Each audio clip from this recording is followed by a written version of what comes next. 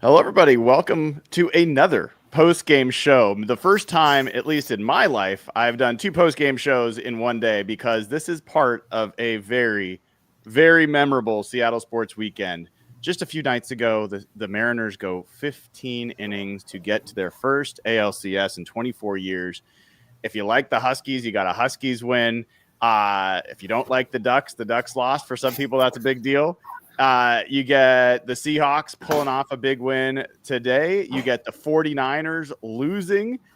And then to just cap it all off, you get the Seattle Mariners doing what nobody, especially me. Now, I won't say everybody else, but I think I gave them very little chance to do this, that they won this game. And guys, there was one pitch and one run for the Toronto Blue Jays.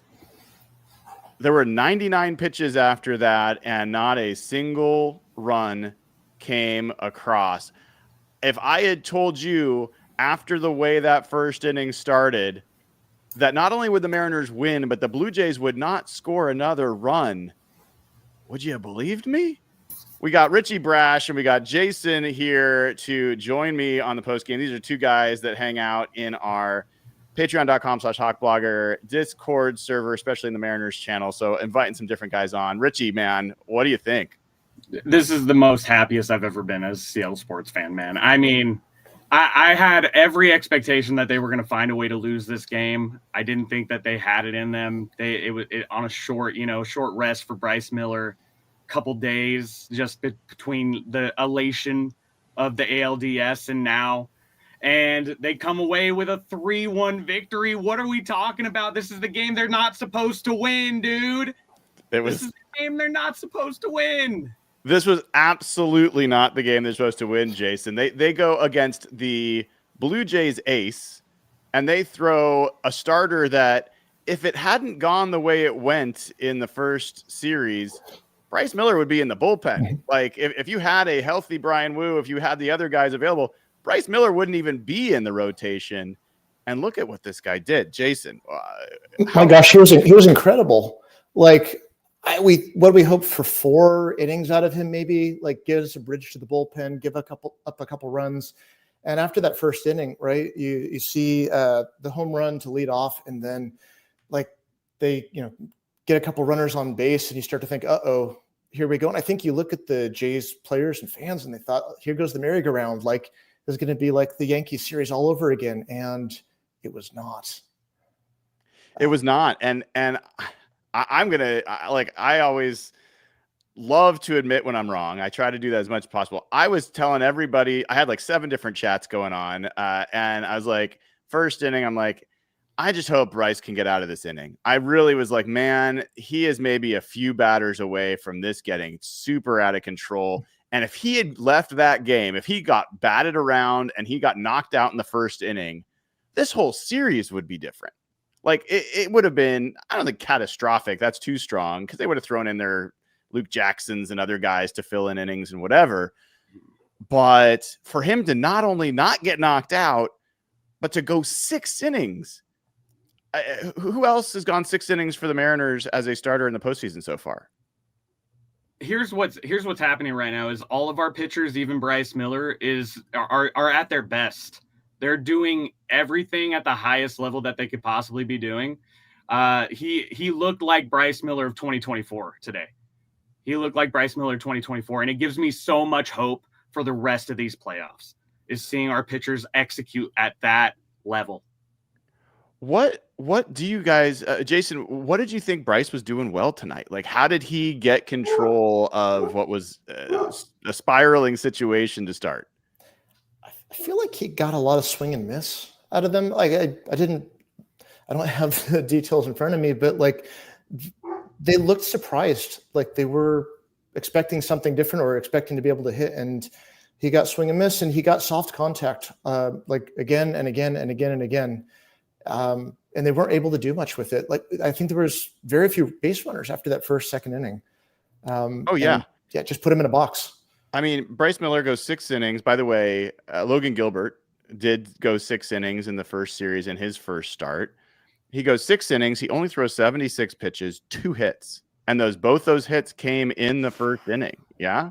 Mhm. So he had 3 walks, so he did have some base runners, 3 strikeouts. Man, what a gutsy. And by the way, this is his second straight really good performance. He pitched very well in Detroit, and it was not his fault that game turned upside down in Detroit for what would have been a game series clinching win in Detroit if things had done better with. Which, by the way, I got to switch to Richie on this. I think there's a lot of storylines in this. Gabe Spire throwing a shutout inning. It's huge. Big deal. Like, we're going to need that guy the rest of these playoffs, and to have him finally kind of get back to form, I thought that was a pretty big inning right there too. For sure. It's huge. It's not as huge as it was in the Detroit Tigers series because they don't have a lot of lefties that can hurt us on the Toronto Blue Jays, but it's huge. You need that guy. He's good against righties too. You need him to be able to perform. I'm so impressed with what I saw from Brash today, locking it down in the 8th. I mean, that is exactly who I remember. That is who I remember. That's who I stole my last name from, everybody. That's who I stole it from, okay? I stole it from Brash. That's the nastiest pitch in baseball. That's who I need. And the fact I can't believe the performance I saw out of all the pitchers tonight in this game on short rest. He punched flat out on that pitch, didn't he? He did. He was nasty. He absolutely nasty. It's hard to just not overreact to a first game, but the pitchers looked so much more comfortable against these batters, and all the way through. And then the hitters, I literally, as much as I got wrong about this game, I texted a couple of my friends, and I was like, he is not Scooble. Like, Gausman is not a dominant ace pitcher. And I'm like, he's getting away with it a little bit. And the next pitch, Dumper takes him yard. Let's talk. Let's talk about it.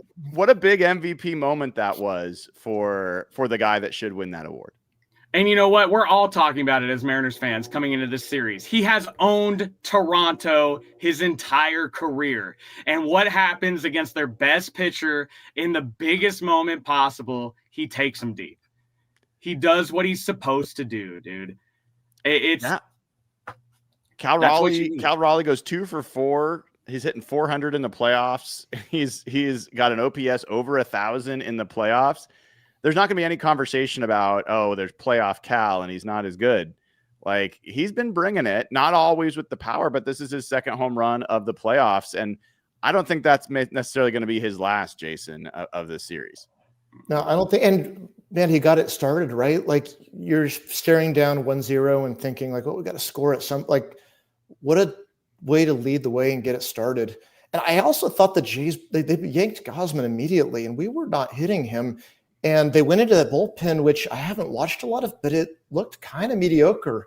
Mm-hmm. I don't know about that decision it worked out great for us, but I thought the same thing. I'm like, is this a commentary on the mental toughness of Gausman? Is it a commentary on their manager making some which, by the way, John Schneider, which is going to be very confusing if folks follow the Seahawks. John Schneider does not have a reputation as being a good game manager.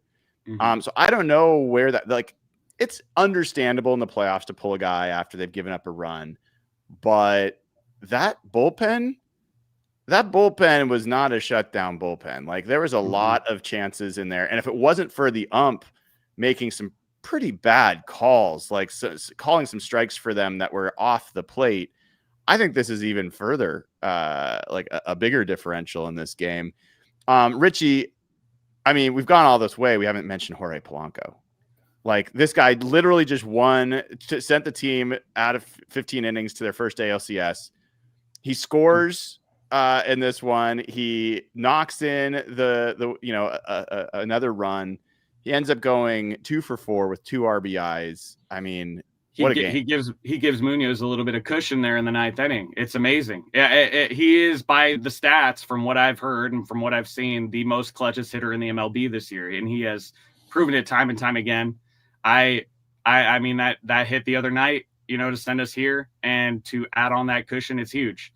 It's huge. And I was one of the people that were not happy that we re-signed him this past offseason. I thought that he wasn't going to be able to pull it back together, but he did. Who could have realistically been excited at that moment when they signed him? Not because of Jorge Polanco necessarily, but this Mariners organization goes cheap or has and not tried to actually invest in that. It just felt like this latest flailing attempt to bring in the lower priced option that they made a trade for, and they want to make sure they look better than it looked bad. It absolutely optically looked terrible.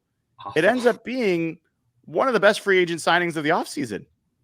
Like, you'd have to go through all of them. I'm sure it's not the best, but it's up there, and it's sure paying dividends in the postseason, Jason.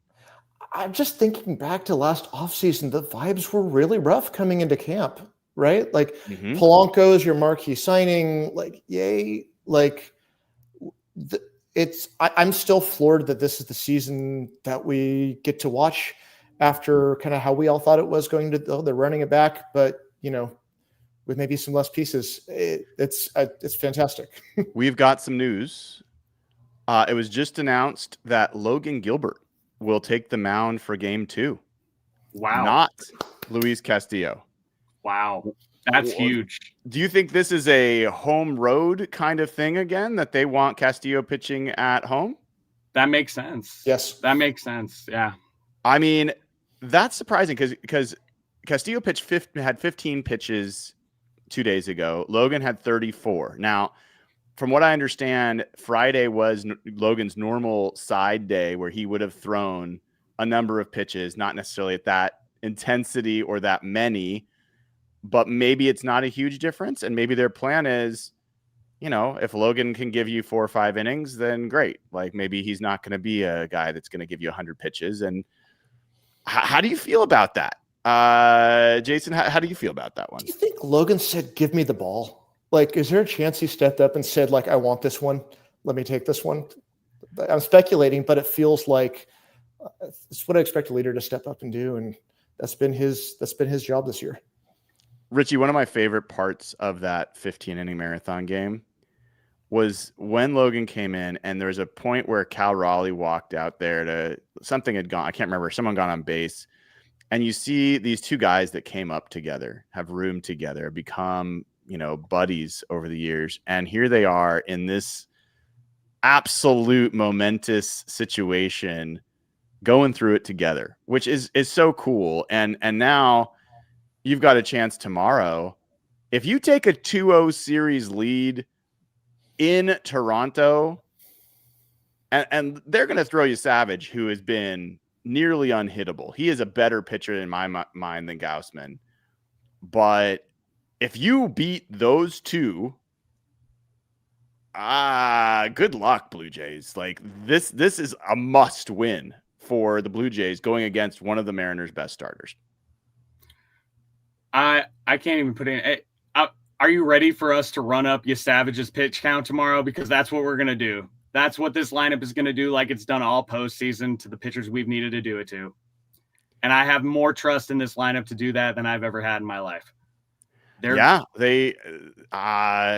see how the lineup looks for them tomorrow. We got this from Sarah Langs, who has always great stuff. The Mariners threw only 100 pitches, which we talked about.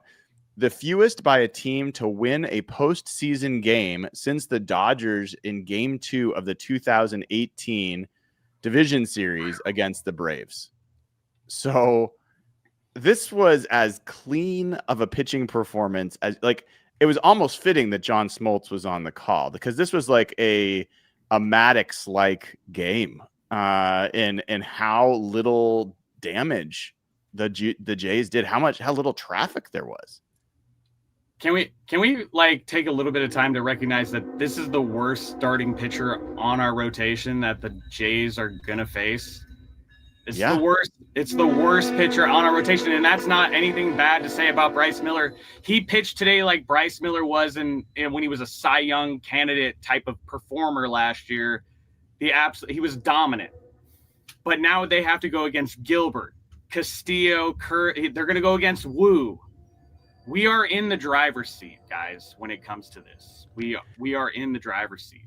No doubt. I mean, Jason, I looked at this. I was like, the way I've been thinking about this was it's 2 series. It's a 3-game series and a 4-game series. And the 3-game series, you needed to get 1 out of 3 while you get your rotation back under its feet, while you get the bullpen back situated. And then you win 3 out of the last 4 and you go to the World Series. That's how I've been thinking about this. Well, you got 1. So now if you get 1 out of the next 2, then, I mean, you've already taken home field advantage. Like, the Mariners now have flipped home field advantage the rest of this series. And I don't think you can overestimate. Aaron Goldsmith just tweeted out after the leadoff home run. We talked about that, 99 pitches. They only got, 1 more hit the rest of the way. They went 1 for 28 the rest of the game. I mean, that is just for an offense that was absolutely on fire against the Yankees, Jason.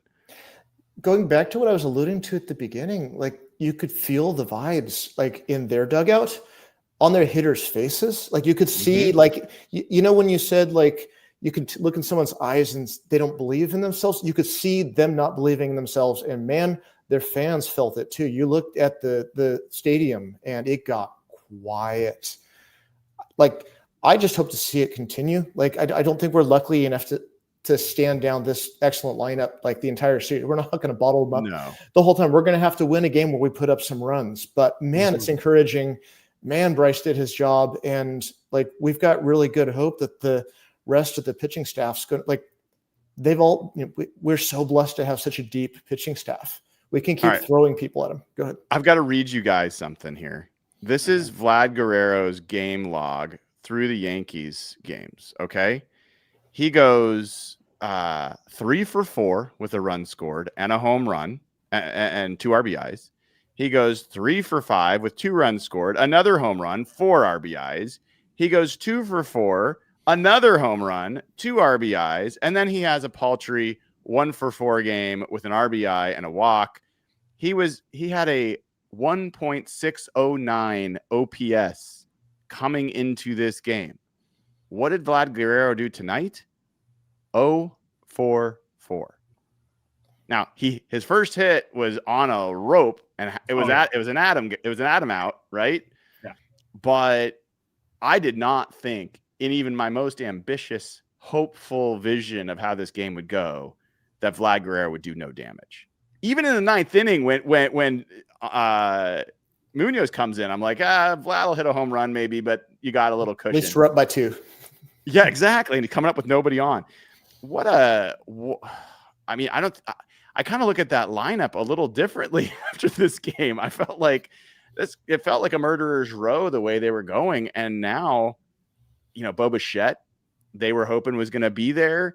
He tweaks his knee running the bases. He's not on the roster for this series. And all of a sudden you get Jimenez, who's not a great hitter, as the shortstop for the rest of the series. So I don't know, man. I thought it's hard to find the words for how unexpected this was. I think you could even heard the announcers were just, I think they were fair. I thought this was, thank God we didn't have to listen to those other announcers anymore. My God.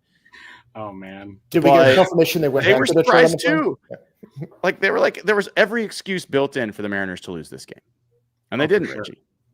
No, they didn't. They came out and they performed. And I mean, the fact that we get to go tomorrow and we have Logan Gilbert on the mound with a 1-0 lead in the ALCS feels amazing. I can't put words to it.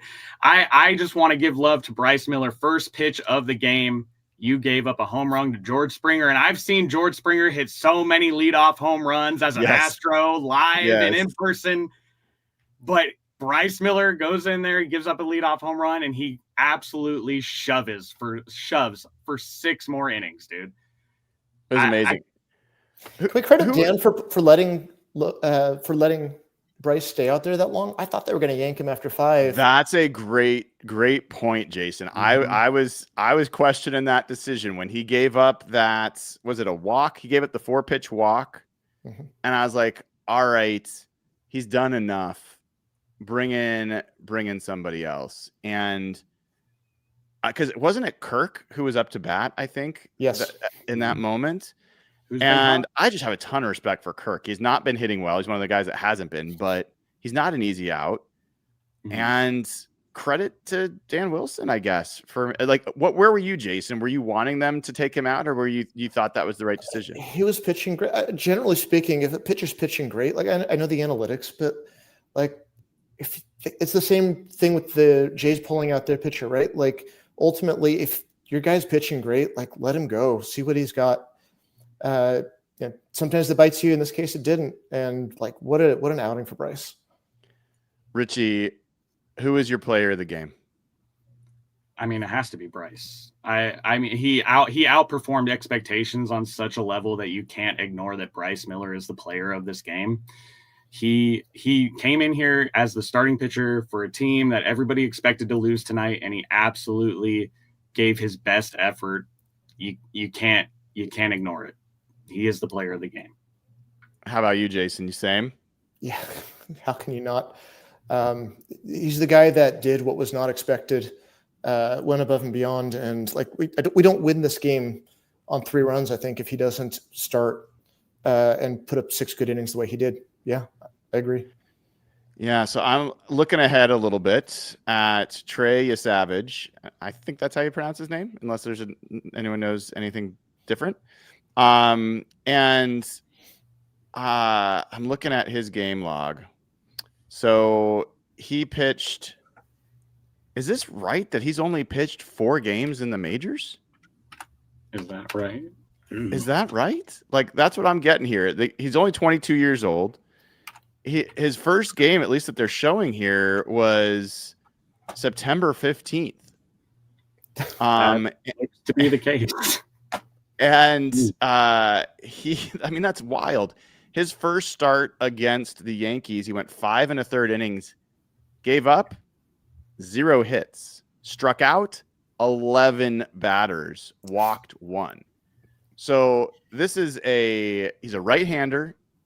So you got that. You'll probably, I would guess you'll see Dom Canzone in there again.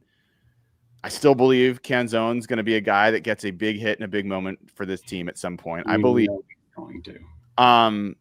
But this guy has legit ace level stuff, unlike what I think Gaussman throws out there. I think Gaussman's more of a pitcher. This guy's got overwhelming stuff. But let's acknowledge he's only gone 5.1 innings the most, and that was against the Yankees in that last series. That's as far as he's gone, is 5.1 innings. This is true. He has not yet given up a home run in his 4 games that he pitched. He did have 1 game against the Royals where he went 4 innings, gave up 5 hits and 4 runs. That's his one bad outing. Mm-hmm. His other outings were 5 innings, 3 hits, 1 run, 9 strikeouts, and 5 innings, 5 hits, no runs, 5 strikeouts. Looks to be a little bit more of a ground ball pitcher, at least in his 3 starts, 22 ground balls, 17 fly balls. So, I mean, great stuff doesn't necessarily win you games. We beat Skubal twice in that Detroit series, and that's your Cy Young. And if he's going 5 1/3, that's plenty of bullpen time to get some work into. That's such a great point, Jason. I mean, even if he is having a similar performance, the Mariners' ability, he came out after 78 pitches in that Yankees game. If the Mariners had Skubal up to 70 pitches after like 4 innings last time. So if they can work the count, they can get this guy out, bring on that bullpen, man. That looks like there's some money to be made going against that bullpen, Richie. Oh yeah. There's money to be made. Jeff Hoffman hasn't been pitching good lately either. They're late inning closer. You know, there's a lot of struggles with that bullpen. I like where we're at. Savage, you know, he hasn't gone long, like I said. So we're gonna work up that count, and we're gonna score some runs against this guy. I have a good feeling about this. We're gonna go back to Seattle with a 2-0 lead, guys. Man, this like It's huge. I will say there's a little bit more news here. Some news from the Blue Jays, John Schneider, the manager. Nathan Lukes, who hit that ball off his knee, looked really painful, stayed in, credit to him, and then he ended up having to come out. They said they did do an x-ray. There is no fracture, but they'll see how he feels tomorrow. All right, we got a couple super chats here. Dwin PDX says, any word on which game Woo is available for? So we don't have confirmation. They said at some point in this series. I think that's what we have. I don't think that they've specified which game. Do you guys have different information? From what I've heard from the people that I know, that like it sounds like it's a possible game 3. I don't know for sure. I don't put my name on that, but I've heard game 3 is likely.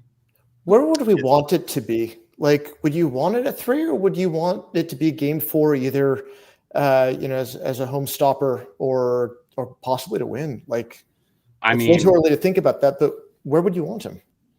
I think a lot depends on what happens in the next game. If you're up 2-0, I want Brian Woo to make it 3-0.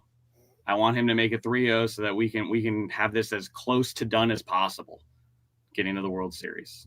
As soon as he can go, that's the best time.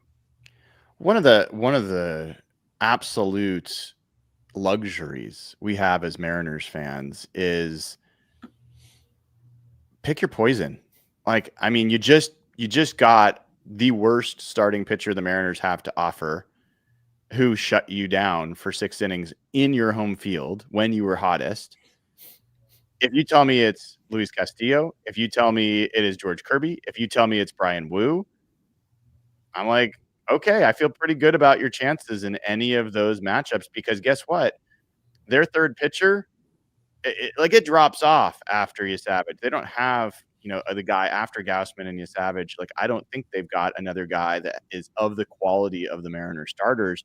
And one of the benefits, guys, of being in a 7-game series is that kind of starting depth really starts to show up in these kinds of series. That's why I thought, just get through the first 3 games, get one, and you'll be okay in the long run.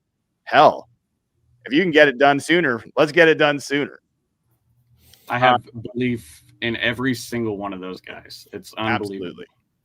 Brian Cole says, Seattle pitching that much better than the Yankees? I mean, sure seems that way, at least after one game. Uriel Marquez says, Kraken and Sounders won this weekend too. Well, cool. Happy for those guys. Yeah, we love. Will Fry says, what a weekend. My brain does not know how to compute this. This doesn't happen in Seattle. Seahawks, Huskies, Kraken, and Sounders all win, and Mariners win the ALDS and game 1 of the ALCS. If you are not a Seattle sports fan, if you didn't enter this like today, I'm not talking about the whole weekend. If you didn't enter Sunday saying, man, am I going to spend this day watching the Seahawks lose on the road to the 4-1 Jags, and then watch the Mariners get blown out in game 1 and all the good vibes that we had from Friday? We didn't even get like our normal news cycle for a 15-inning historic game. And then we're going to have this game. And like, if it went the wrong way, it was going to feel like, you couldn't really celebrate. But now it's just throw fuel on the flippin' fire. Let's go. Like, what an amazing weekend. And it's not over, guys. Like, they're playing again tomorrow. This thing just keeps rolling. It is relentless, the MLB postseason. If they go up 2-0 tomorrow, it's going to be an unreal week in Seattle sports after beating the Jags. I'm so excited for everything going on right now. Oh, well, my gosh. I give credit to the Sounders for doing the Mariners dance after a goal. I'm going to take it on myself to try to talk to some guys in the locker room as soon as I can get there. See if we can get the Mariners, the Seahawks, to do that after the next touchdown. We got to bring the city together around the Mariners. And wow, I'm a little speechless, Jason. Man, we're not used to having good things like this. I came to this area like 17 years ago. So in time for the Beastquake, I grew up an A's fan in the Bay Area. So that was good. And then pain and suffering here for a while. But man, this is incredible to have it all land at once. The Kraken game that we just kind of jumped over, they beat a division opponent with 3 seconds left in overtime last night. Shout out to the Kraken Talk chat people. What an incredible game. When these kinds of moments come, I think you just enjoy them. They don't. Bad times will come. It's not right now. We get to enjoy this, and it's special. I mean, now we have to sleep. We have to go to sleep. I don't know how that's going to happen. Have you had as much fun scrolling social media the last 24, 48 hours, like as you have recently? Like, I can't remember a time it's been this fun to look at social media. The second this post game ends, this recap ends, I'm going to the Toronto Blue Jays Twitter and I'm going to read their score update. You know, I'm going to say the final. You know, whatever it was, I don't remember at this point. I just know we won. But I'm going to read the replies of that, and I'm just going to soak in it. It feels so good. Was that a recent clip of John Schneider, Blue Jays John Schneider, talking about Cal that, like, if you execute your pitches, he's not that hard to get out? That was 2 years ago. Okay. 2 years ago. Man, that take did not age well for them, like, in this moment tonight. It's really enjoyable. Cal has absolutely destroyed the Blue Jays. Blue Jays fans know it.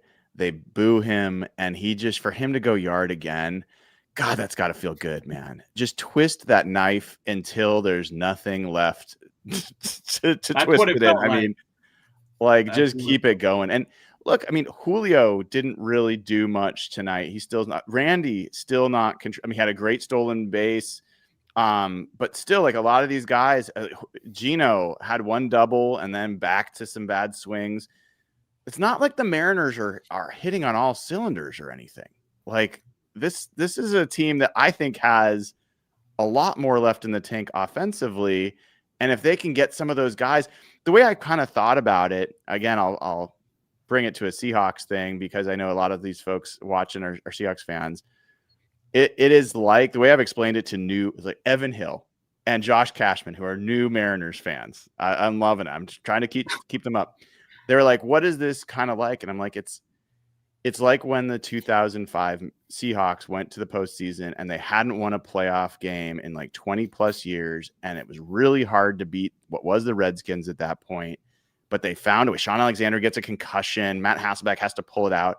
And then after that, it was like, And I feel like getting past that series against the Tigers was that kind of And now I think these guys are playing relaxed. I think they're playing confident.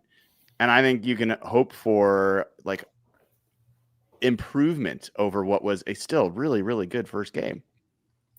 My analogy was the home run derby. Cal, like, made it out of the first round by, like, millimeters. Yeah. And then just took it over from there. Yes. I'm hoping for the same effect here through the rest of the playoffs. I love that, Jason. Yeah. I mean how I can't put into words what I saw, what I've seen these playoffs. Are we going to do this again tomorrow if they win? I'll be here. Yeah. I'm ready to talk about the Mariners, dude. I love talking about these Mariners. This is the best time I've ever had as a Seattle sports fan. It's fantastic. It's fantastic. And speaking of being a Seattle sports fan, I'm going to cover up some faces here with all of our faces. I'm still here. If you want to get the best Seattle sports gear, go to simplyseattle.com. Use promo code HawkBlogger15. Get you 15% off the best Mariners gear, the best Seahawks gear, Huskies gear, Kraken gear, Sonics gear. It's all there. Simplyseattle.com. You see the Nails shirt, which is one of my favorites. He didn't even have a good game today, man. So like there's so much more in there. Get your gear while it's hot. Simplyseattle.com. Use code HawkBlogger15. Also, make sure you go to Sleeper, download the Sleeper app. Use that code Hawks, gets you up to $100 match on your first deposit. Terms and conditions apply. See Sleeper's terms of use for details.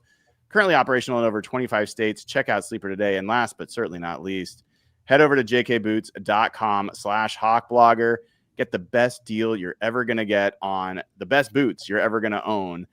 Washington-based company, JK Boots. I've got my JK Boots, and if it keeps raining like this, I'll be wearing them probably all week because they're so comfortable. I don't even wear orthotics in these things. They have such great arch support. And by the way, we've helped support the Wildland Firefighters Foundation. So you spending money treating yourself to some boots also benefits our firefighters that are keeping the Northwest safe. So all sorts of great stuff going on there. Guys, closing thoughts before I let you go. Richie, last thought from you. Well, I just got a text from my buddy James from work. Okay. He says he's watching me live right now. Shout out James. Okay. We're having a good time, man. Okay. It's been a rough week. I've been very negative about the Mariners. All right. Going into that last game, I was very sad, very depressed. I thought bad things were going to happen, but I'm so happy right now. All right. We're up 1-0 in the ALCS, guys. Let's go. Let's go. Love it, Richie. Jason, your closing thoughts. I'm just excited for the depth that we have. Like you said, we can throw guy after guy after guy at the Blue Jays. And I think as long as we keep things in close games, as long as we can suppress run production, like we're going to have a shot in every single one of these games. I'm so excited. Like, I hope we win tomorrow. We get a chance to bring it home. I hope we get the chance to win it all at home again. Like that would be incredible. I'll take it anywhere, as I'm sure we all would. And I'll just close with this. The Mariners are the better team. There's a reason the Mariners were favored to win the World Series going into the postseason. Coming into even this series, the second most likely team to win the World Series. They have the best pitching staff. They have, I think, a better, deeper lineup. They have a better bullpen. Go win it. Go win it. Go be the best team. Let this actually prove itself out the way it has so far. Whatever happens in game 2. But if you get game 2, watch out, Toronto. You might not get a single game in this series. That's when the brooms start coming out. So big game tomorrow. Tough game tomorrow. Let's go get it, boys. We got the first. We're playing with house money. And what a wonderful, wonderful weekend here for Seattle Sports. I will be back with everybody tomorrow morning. I'll write my morning after column about the Seahawks game. I will have my morning after show. We'll hear the Mike McDonald show in the morning and do all of that. So lots to come. Keep an eye out, and we will be back with you with more. Maybe another post-game show, most likely tomorrow night. All right. Take care, everybody. Thank you to Richie Brash and Jason for joining. Very cool, you guys, to do that. And hopefully everybody enjoyed this little conversation about our Seattle Mariners. Take care.